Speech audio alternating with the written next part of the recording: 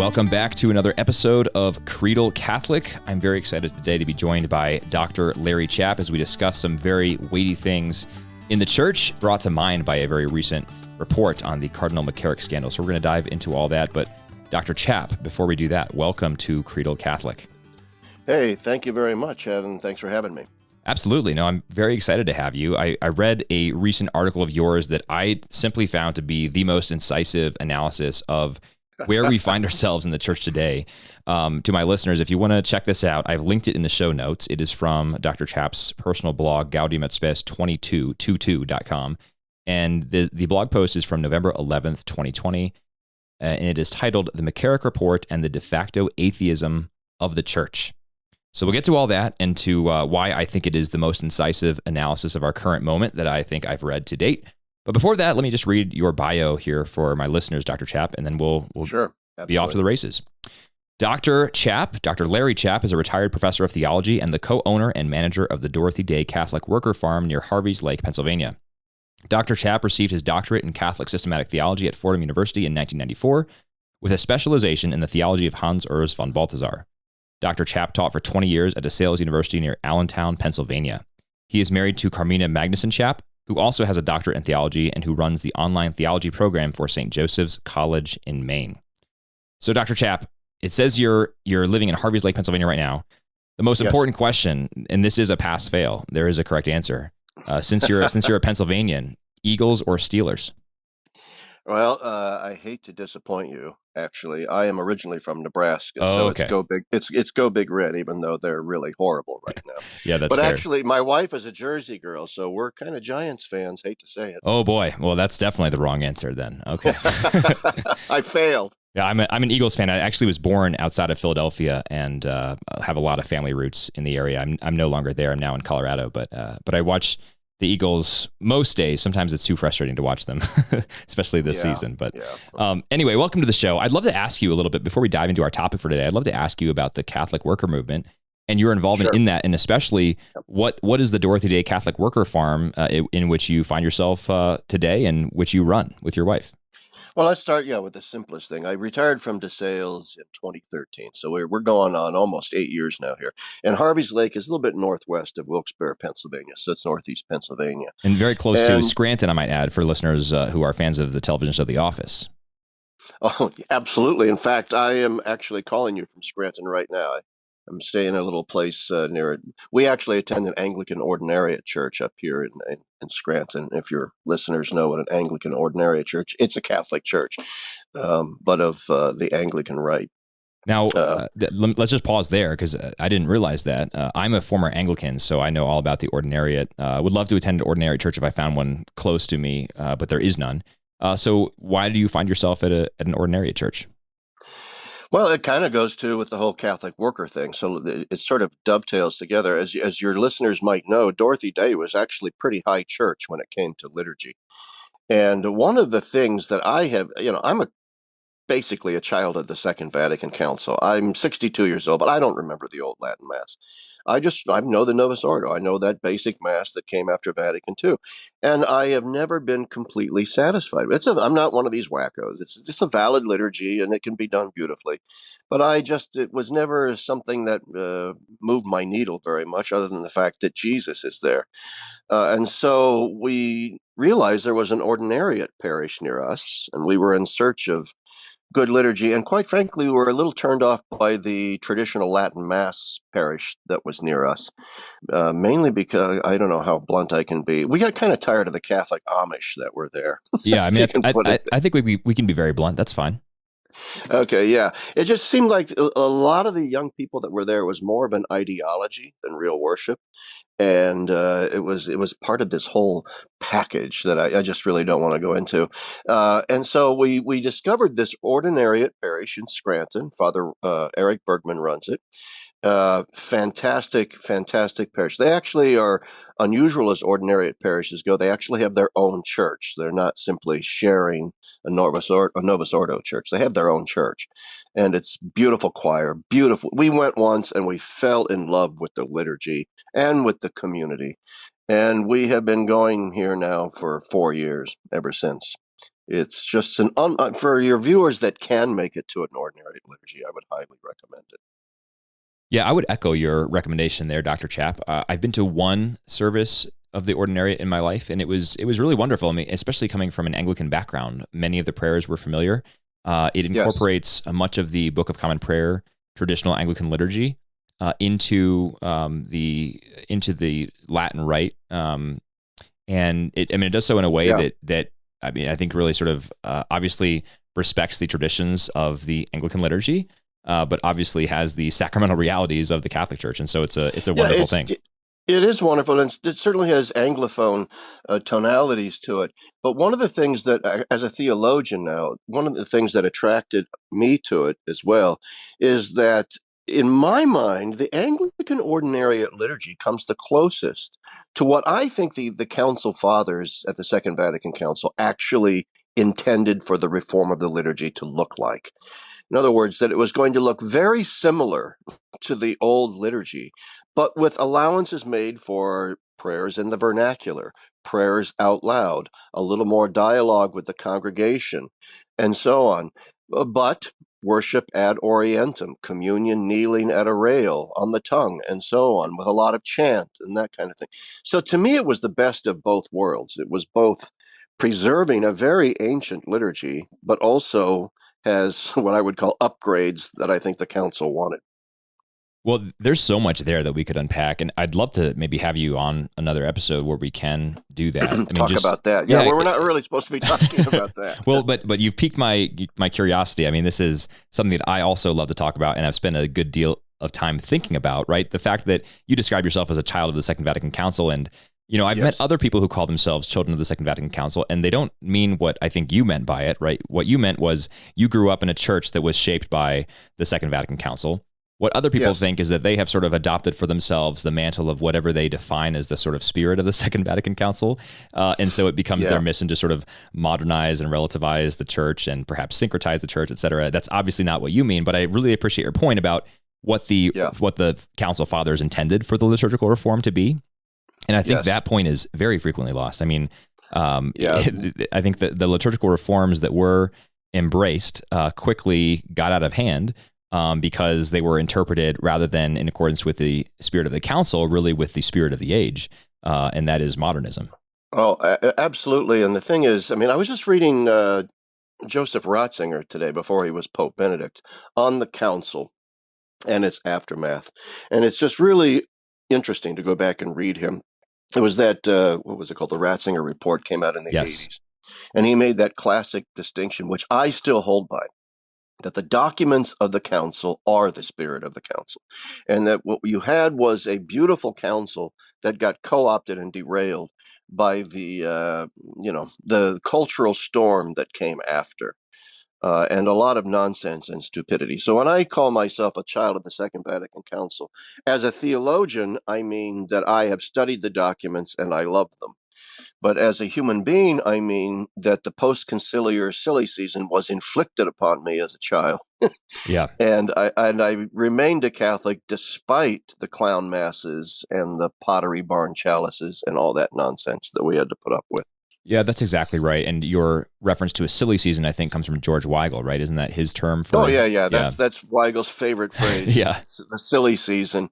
Well, and, I think this is important, though, for Catholics to understand, right? Because someone I was talking to the other day was describing people who are sort of on the road to Rome and maybe don't even recognize it, but they're drawn by beauty and aesthetics. And I said, I agree with you, but we have to be cautious about sort of over-exalting aesthetics because we have truth, but we don't have an absolute claim on aesthetics. And I would suggest to you that many Anglican church services today are more beautiful outwardly than your standard sort of run-of-the-mill Novus Ordo mass.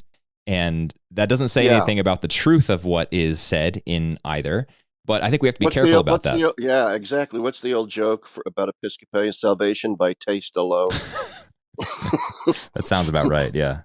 you know, and that's obviously an insult and a bit of a caricature. And I have a lot of Episcopalian friends who are not happy with the direction of the Episcopal Church. Oh, But no doubt. Sure. I mean, I used I to be keep one of them. telling Yeah. them, ordinariate, but they want to stay in Canterbury, so that's their choice. But anyway, to bring it back to Dorothy Day then, and Peter Moran and the Catholic Worker Movement, after teaching as a theologian for 20 years, and I was pretty good at it. I taught primarily undergraduates, but they're just gradually, and both my wife and myself, at the same time, independently of each other, there kept growing this deepening awareness that we needed to live a more radical Catholic existence, and we wanted to live a more agrarian and rural sort of, back to the land kind of Catholic homesteader sort of existence.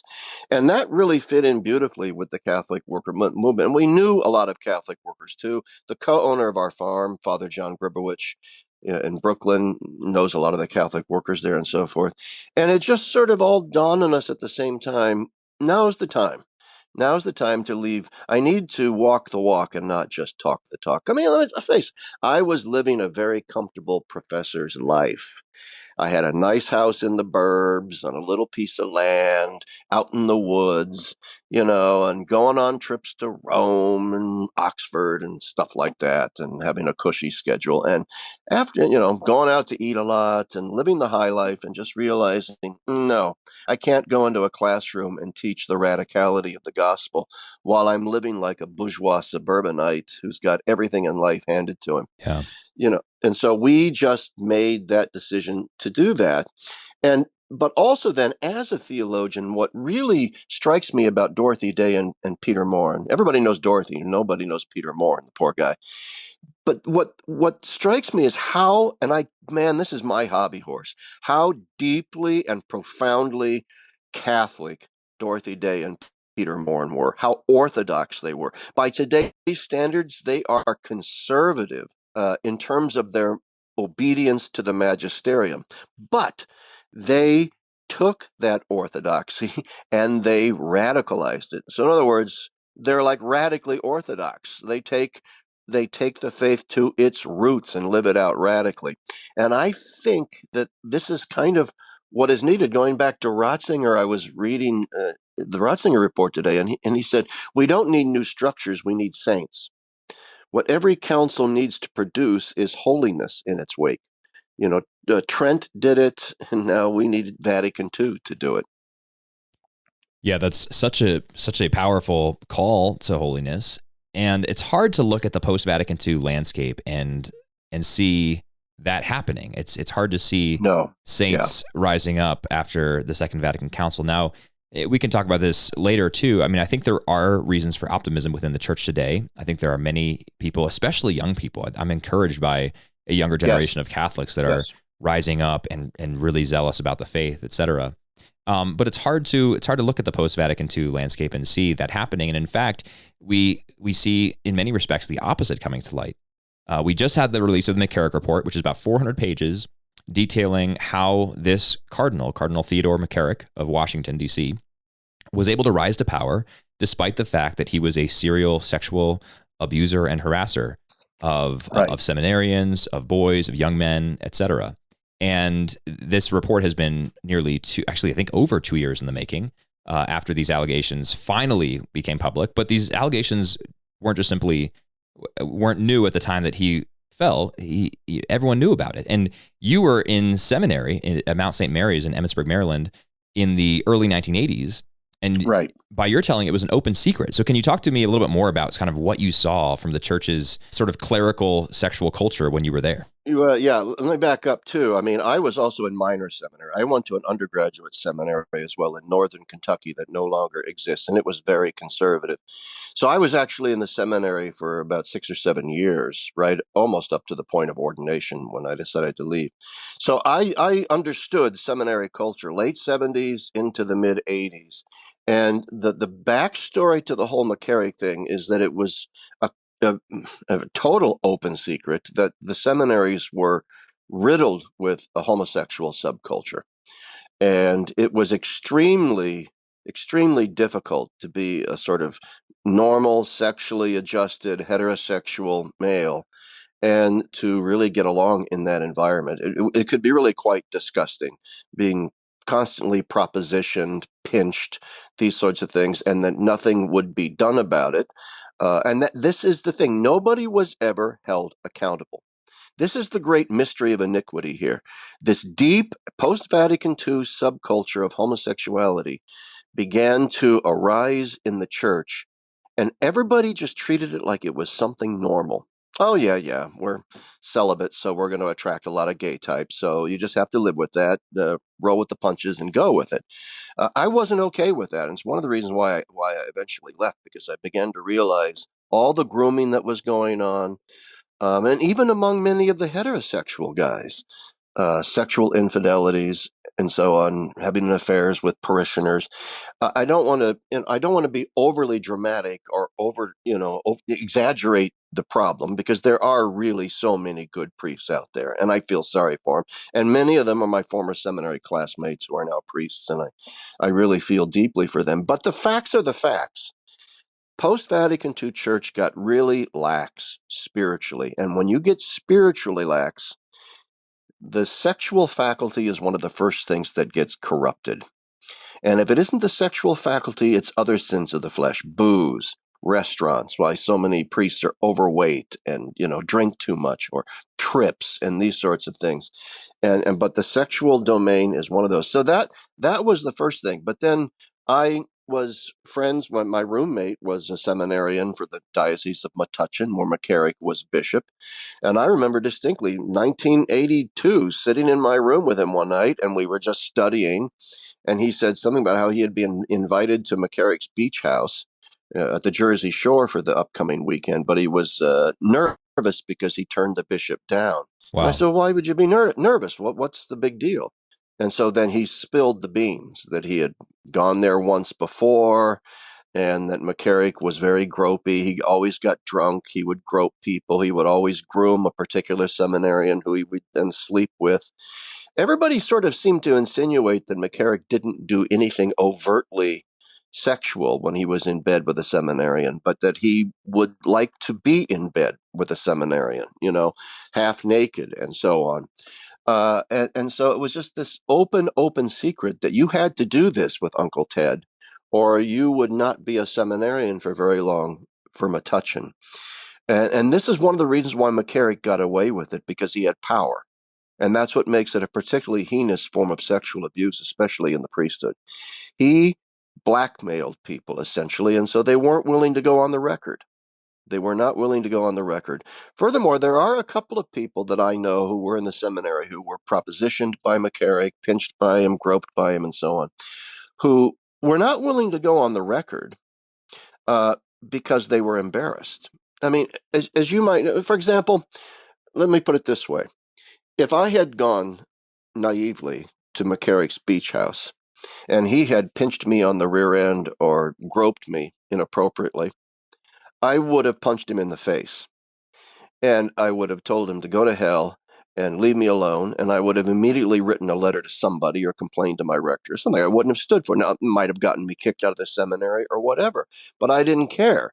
And I wouldn't have cared, is my point. So I think a lot of these seminarians who didn't do that, who didn't punch McCarrick in the face, who didn't say, go to hell, who didn't write letters, feel guilty, felt ashamed, felt a little bit complicit.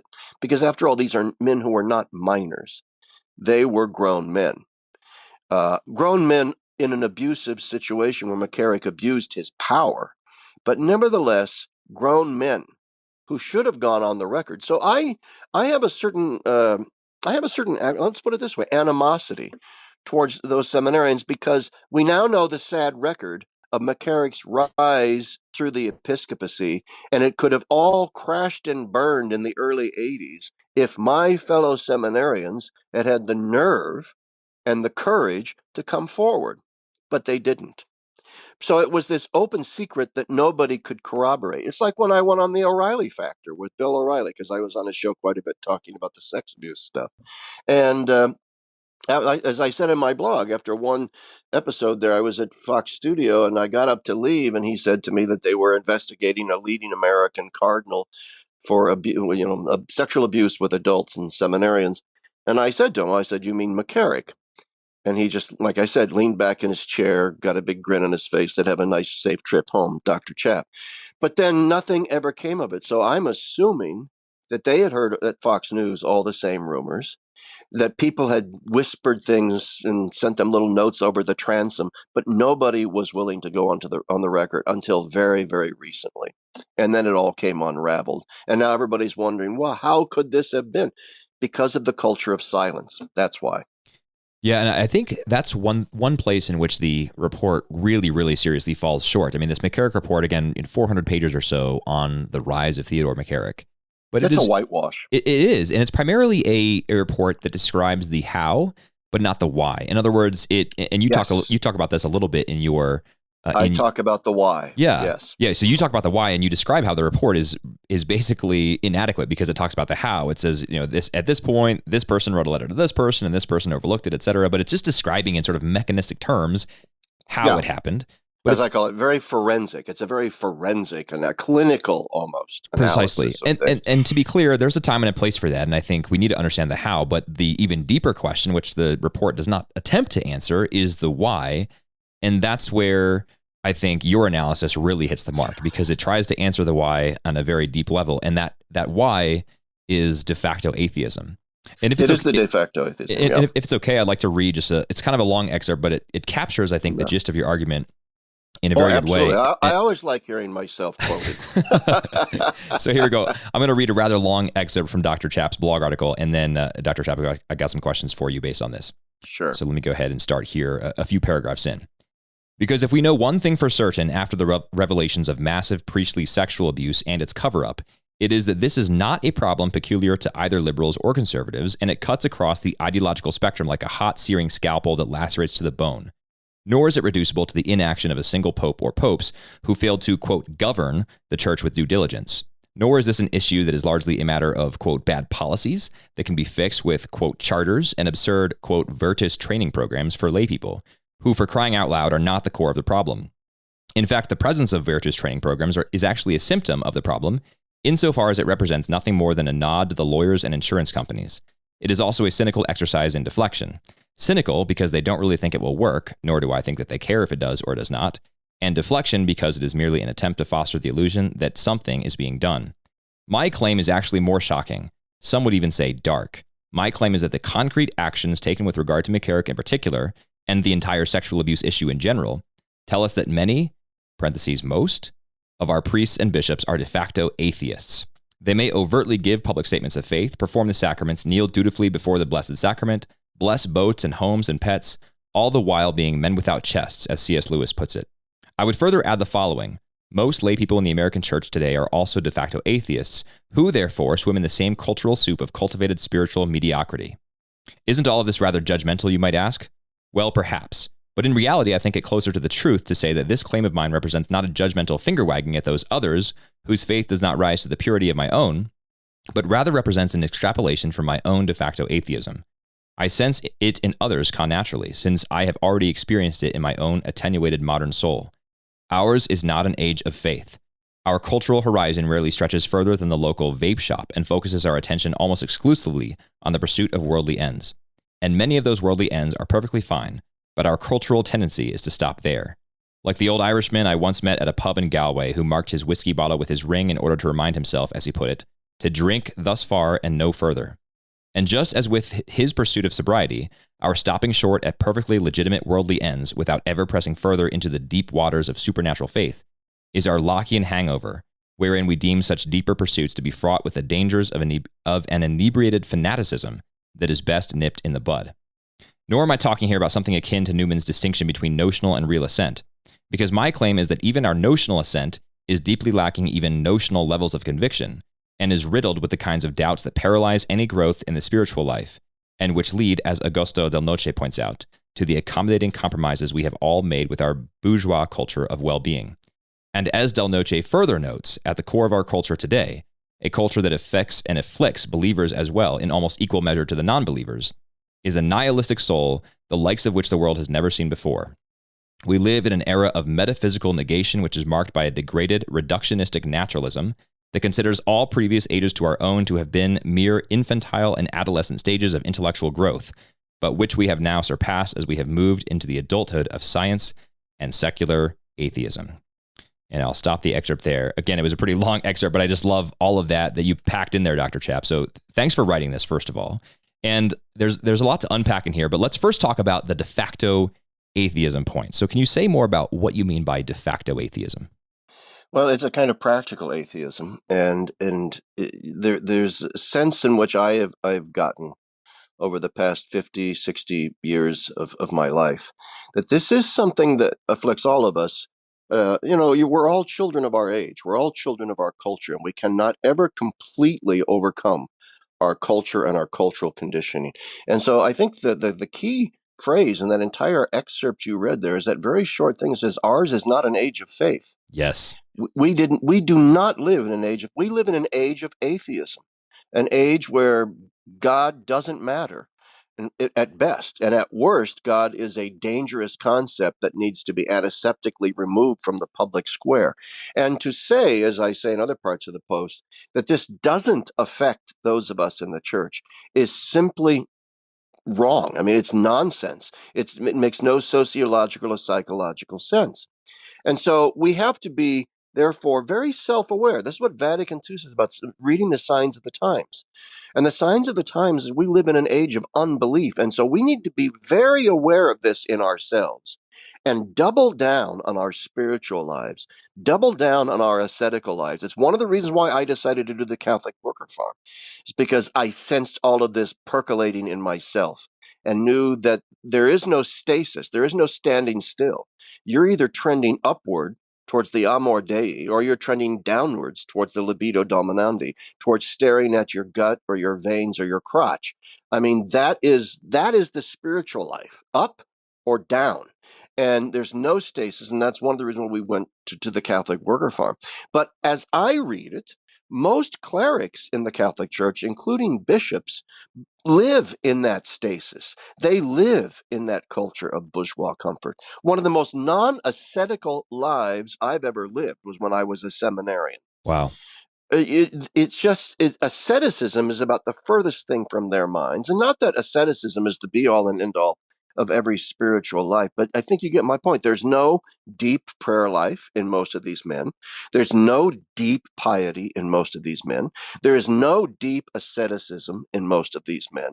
And so they drift. They drift with a sort of bourgeois mentality of comfort, which creates within them, whether they explicitly realize it or not, a lack of faith. These are faithless men.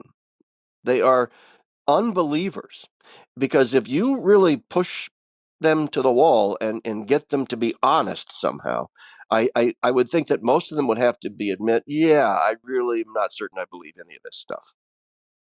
And actually, this is not actually my idea. I got this idea, well, it was sort of my idea. It was percolating in my head, but it was made clearer to me by one of my former seminary classmates, a man who is now a priest, brilliant man, great man, holy man. And he called me one day and said how he was a bit depressed and down in the dumps. And I said, why is that? And he said, well, because I just went to a priest event here. And he says, I hate those things. And I said, why? He goes, because nobody believes anything. Wow. And I said, you're kidding. He goes, no. He goes, I would say, he said, 75% of them are practical atheists. The faith means nothing to them, nothing. They have dead souls. So, you come up with a lot of synonyms or other ways of phrasing this: de facto atheism, dead souls, faithlessness, spiritual acedia, whatever you want to call it. But the upshot of it is that there's no supernatural faith there. There might be a kind of psychological conviction, but there's no supernatural faith. And that is a very harsh thing to say, I know, but I base it on empirical experience and observation. Yeah, I was going to say it's harsh, but the thing is, it's also true, right? Or at least our evidence bears that out. It is true. Well, and as I say at the end of the blog, okay, what further evidence do you need of faithlessness? Let's go back to the McCarrick Report and the sexual abuse. Raping children is a sin. a grave sin, a horrible sin, and therefore covering up and aiding and abetting those who rape children is a grave and horrible and heinous sin. Therefore, given its gravamen, I would argue that anybody that would engage in either one of those things, sexually abusing children or covering up the sexual abuse of children, have to be faithless men, because those are not the acts of men with faith. People with faith don't act that way. You might make a little, I'm not saying people with faith never sin, but I will make the argument that people who have genuine supernatural faith don't rape children. And I stand by that claim. I shared your blog post with my pastor and had a brief conversation with him about it. And he said that it reminded him of Benedict's idea of practical atheism. Yes, and I did a little bit of reading on that as well. So this was an idea that Benedict talked about quite a bit, actually, but very saliently in a short general audience that he delivered on November 14th of 2012. So almost exactly 8 years ago. And I'll just read a little excerpt here because I think it drives home kind of the same kind of atheism that you're talking about, Dr. Chapp. He says, right. A particularly dangerous phenomenon for faith has arisen in our times. Indeed, a form of atheism exists which we define precisely as practical, in which the truth of faith or religious rights are not denied, but are merely deemed irrelevant to daily life, detached from life, pointless. So it is that people often believe in God in a superficial manner and live as though God did not exist. Bingo. In the end, however, this way of life proves even more destructive because it leads to indifference to faith and to the question of God. And as I'm reading this and as I'm reading your blog post, I'm thinking about, we've in the church, we've been reading through the book of Revelation as we approach the end of the liturgical year. And there is the warning to the lukewarm church, right? Oh, yeah. You better not be lukewarm. And that's how I kind of think of this de facto or this practical atheism, right? Because it's not as if these priests and cardinals would be willing to go on, a show alongside Richard Dawkins and advocate for the non-existence of God. It's that they are pretending as if they stake their claim on the existence of God. And instead, it really doesn't matter to them at all. It's really just a matter of indifference. Which is the same thing as practical atheism, right? And that is the lukewarmness that I think is so devastating and that really enables all of these horrible things to take place. Oh, that's absolutely true. I love that stuff from Benedict Joseph Ratzinger. In fact, when I was reading today the Ratzinger Report, which I read years ago, and I went back and reread it today, he says right in there in his discussion of the post-conciliar silly season, he says explicitly, all of the nonsense that happened after the council was caused by a lack of faith. Wow. Yeah. Faithlessness. I think he sees a great spiritual desert that has sort of overcome the church. I think this, too, is what Paul VI was kind of hinting at when he talked about how the smoke of Satan, that famous quote from his, yes, that the smoke of Satan has entered the church. I think what he meant was the smoke of a kind of practical atheism, a spiritual indifference, acting as if God doesn't matter. I mean, I did a study abroad thing with my students from DeSales in Rome for a while. And I know people there in Rome, and one of the things that really struck me was that they would go to like nightclubs in Rome, these people, and they would tell me how many priests were there. And gay priests, straight priests, trying to hook up and have sex for the night, doing drugs, drinking too much, and that these were priests who worked in the Vatican. So, Benedict lived in the Vatican, both as prefect and then as pope. And I think that there's a great deal of corruption in high places.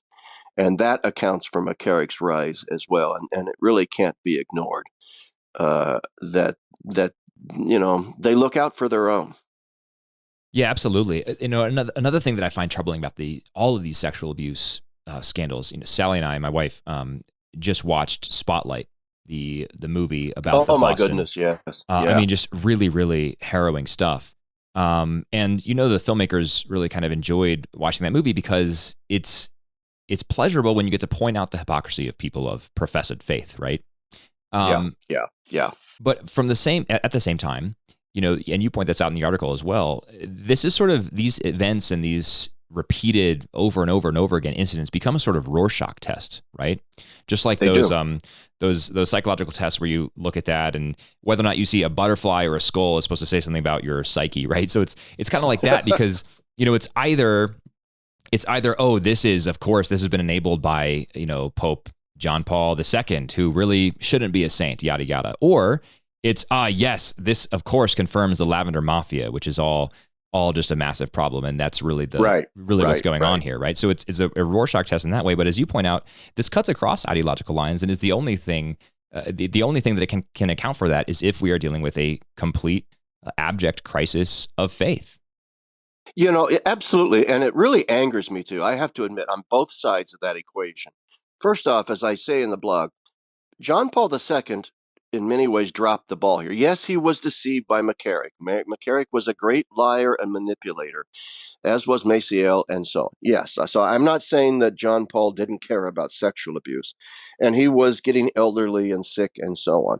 But John Paul, by his own admission, was not a great governor of the church. He was not a great administrator of the church, and things happen. Same with Benedict. Yeah, and things happen under his watch that should not have happened under any pope's watch. And so I am disappointed, but nevertheless, I hate the fact that like the National Catholic Reporter and stuff are using this as a wedge, an ideological wedge. They're cynical. They don't really care about the issue. They just want to discredit John Paul so they can discredit his entire pontificate, his entire teaching, and they can get on with the merrymaking of the silly season again. All right. And that really annoys me because it is so cynical and it's destructive. All right. John Paul was a great, great pope, and he is a saint. And he's still a hero of mine despite this. So that anger, but also then on the right, the Lavender Mafia stuff and all that. And I said a while ago, they look after their own, and that's all true. All right. And so there is an element of truth to the Lavender Mafia, and there's an element of truth that John Paul dropped the ball here. But both sides of that equation are really just using it as an ideological tool. Right. And they missed the point. And I want to say to this too, with regard to the Lavender Mafia and gay priests and so on. I do not believe that any man who has deep, deep, deep-seated homosexual tendencies should be a priest, who identifies as gay and all that kind of stuff.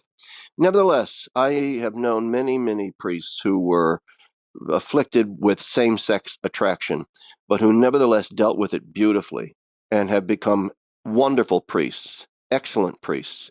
And so I'm a little, sometimes I wonder if there isn't a little bit of a right-wing edge and vendetta, that has a certain homophobic kind of edge to it that I'm not entirely comfortable with either.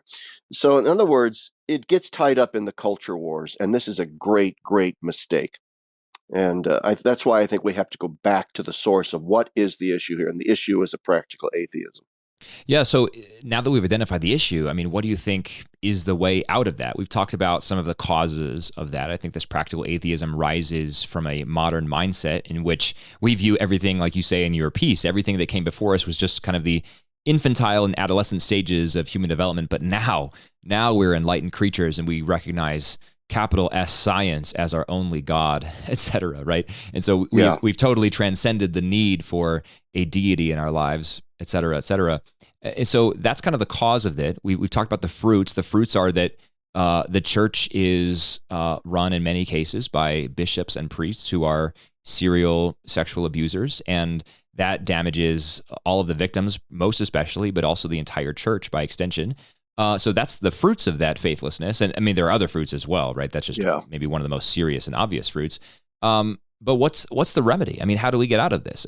I often wonder, right? You talked about in sort of a mocking way, and I totally agree with you, these sort of Virtus training programs, right? I mean, it's amazing that bishops and priests can do such horrible things and then say, guys, we figured it out. Before lay people work with children, you're going to have to take these training programs, right? Have you taken those? Have you been in one of those programs? I sure have. Yeah, multiple. Yeah, ridiculous. They're just absurd. Yeah, and it's a total nod to the lawyers, right? It's a liability issue, et cetera, et cetera. And so, but it's crazy that is sort of one of the apparent solutions, right? But we spend so much time kind of hand wringing and worrying about liability, et cetera.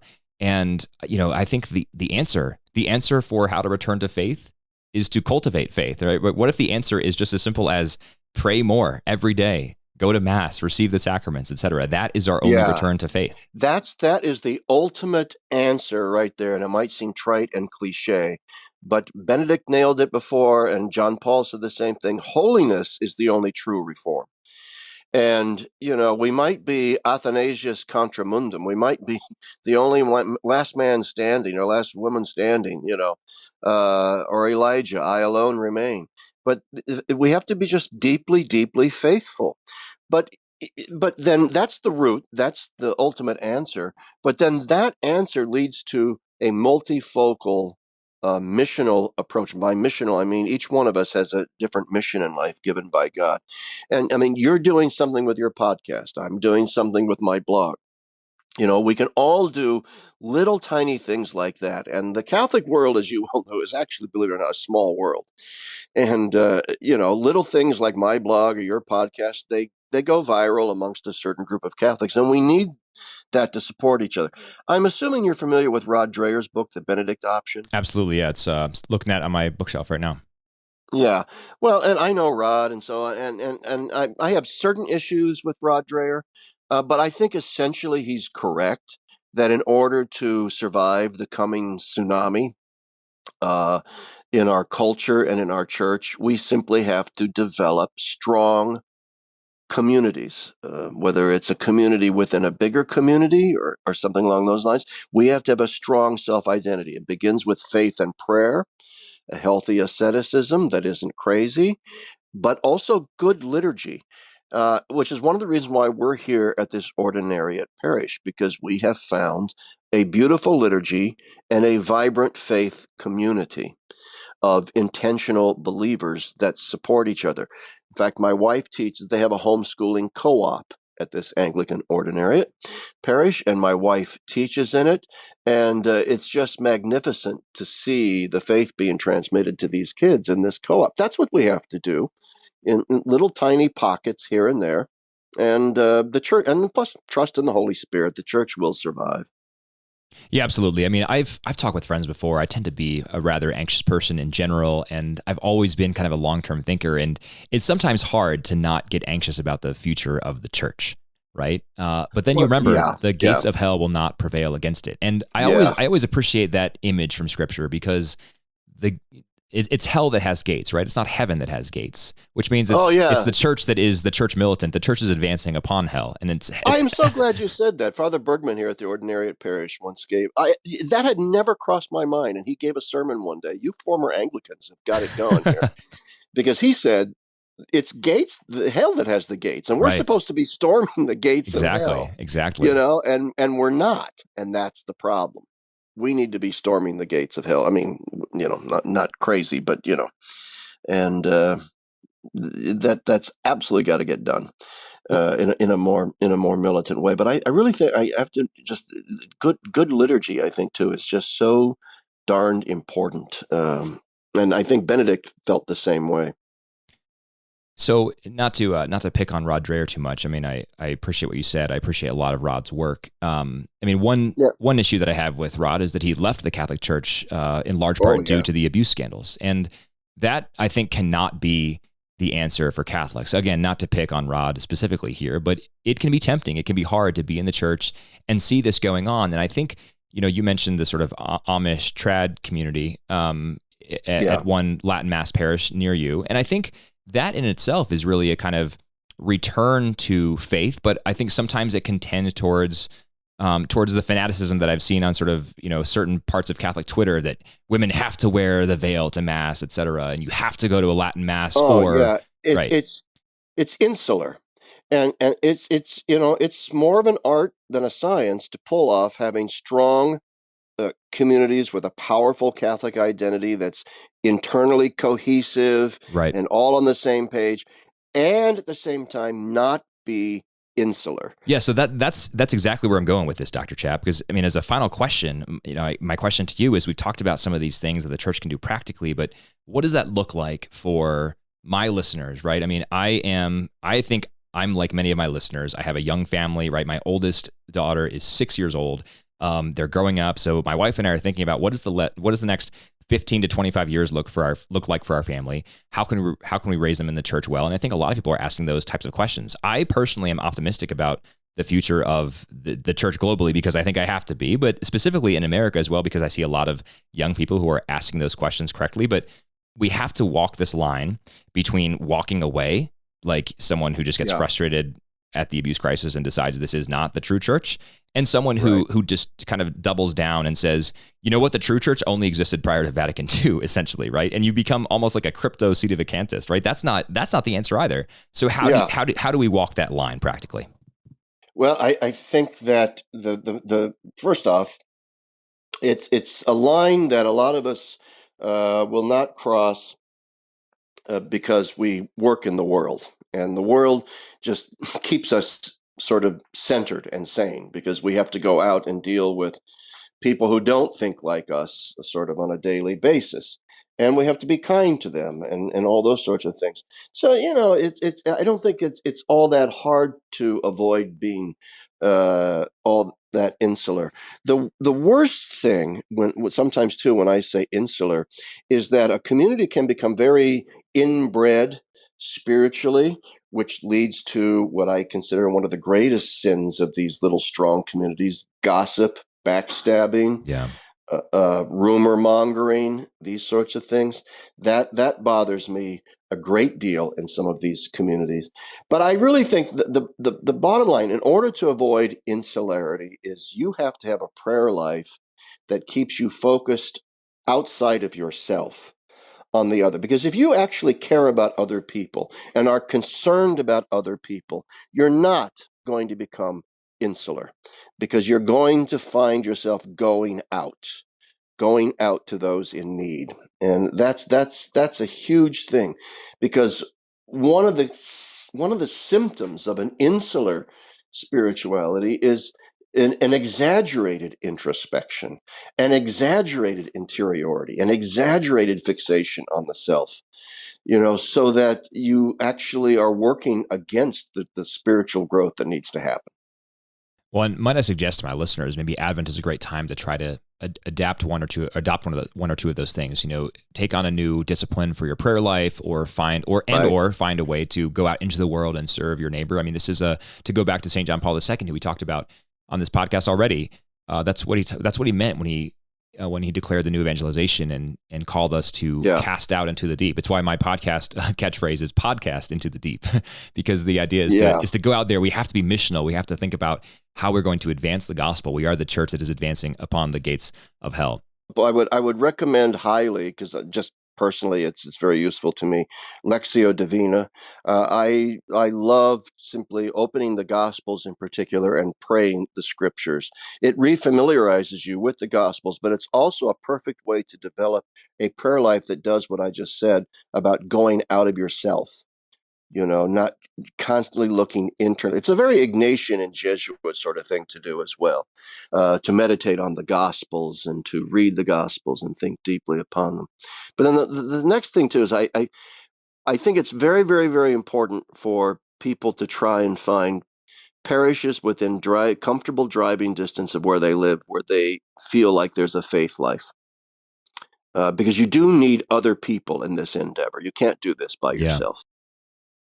That's a great point. Yeah, I think it's one people often think I can go fulfill my Sunday obligation at this mass that's close, and it's not great. The music's pretty terrible. I don't feel my soul lifted to God. The homily's not particularly encouraging, but it's a get it over with mass. Yeah, exactly. And I think that can be a troublesome thing. I mean, I would say, something that my wife and I did actually when we were looking for a house when we moved a year and a half ago is we looked first for parishes and said, where do we want to be close to parishes? And we called up some parishes and talked to the pastors to kind of get a pulse on what the prayer life and liturgical life was like at that church and how good it was for families, et cetera. I think that's another good thing to do if you find yourself in a position where you're about to move or contemplating. I can't emphasize this enough. Yeah, like we were talking, my wife and I, the other day about selling our farm and buying a different farm because we would like maybe something that has a little better land, not quite as rocky, not quite as hilly, and so on. But we had one stipulation: it has to remain within driving distance of the ordinariate parish. There you go. Yeah. Because that is the most important thing in our life right now, is that parish. And I think people need to ask themselves the question: is my parish the center of my life? Is it the center of my spiritual life and therefore the center of my life? Or is it simply, well, it's close and I can get Mass out of the way, kind of a parish? And that's a difficult kind of thing to negotiate often. Yeah, it really is. But great exhortation. Thank you for that. And really thank you for your time today, Dr. Chapp. I've got one more question for you. I know we're running a little longer than I told you we would, but I try to ask my guests as a final question on the podcast when I remember, is what's a saint that's on your mind these days? What's one of your favorite saints? I mean, as we think about the church militant and of course the church triumphant already in heaven, it's always useful to nurture our faith, to remember these men and women of faith who have gone before us. So is there a saint that you'd like to tell my listeners about today? St. Charles Borromeo, because he was a champion of reform, but reform that was rooted in the past with an eye towards the future. And I mean, I would really recommend people look into Borromeo.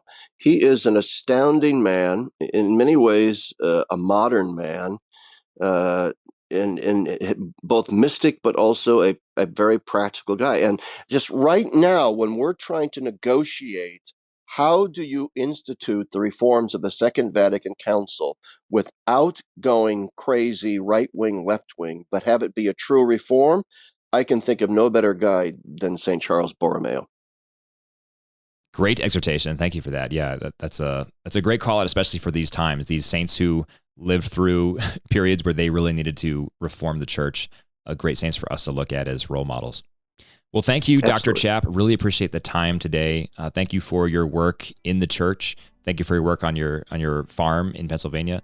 Thank you for your great writing. Again, to my listeners, I'm going to link to that blog post that I mentioned and to Dr. Chapp's blog, gaudiumetspes22.com.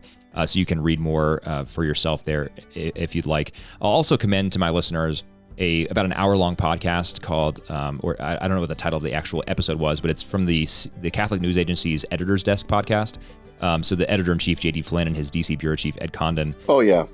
Talk about the McCarrick Report, and those guys are really, really solid theologically and talk through some of the problems with it and some of the kind of follow-on events. So if you're more interested in the report itself, I highly recommend that podcast to you.